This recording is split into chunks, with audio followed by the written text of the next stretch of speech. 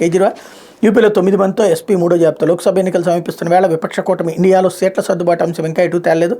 భాగస్వామ్యంతో చర్చలు ముమ్మరంగా జరుగుతున్నాయని, ఏ సమయంలోనైనా సీట్లను ఖరారు చేసే అవకాశం ఉందని ఏఐసీసీ ప్రధాన కార్యదర్శి కేసీ వేణుగోపాల్ మంగళవారం విలేకరులకు చెప్పారు. దీనికి సంబంధించిన ప్రక్రియ కొనసాగుతోందన్నారు.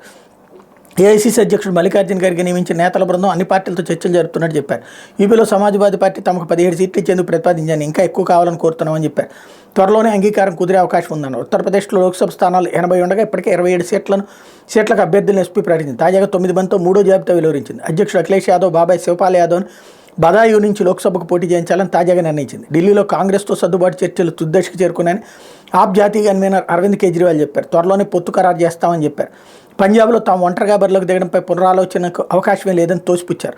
అలా పోటీ చేయడం విజయ వ్యూహంలో భాగమన్నారు. మహారాష్ట్రలో 48 స్థానాలకు గాను 39 సీట్లలో పోటీపై మహావికాస్ అఘాడీ ఎంవీఏ పక్షాల మధ్య ఏకాభిప్రాయం వచ్చిందని నేషనలిస్ట్ కాంగ్రెస్ పార్టీ వ్యవస్థాపకుడు శరద్ పవార్ చెప్పారు. మిగిలిన సీట్లపై మరిన్ని విడతల్లో చర్చలు జరుపుతామని చెప్పి కొనసాగుతాయని చెప్పుకొచ్చారు. లేకపోతే సాక్షి మార్గదర్శి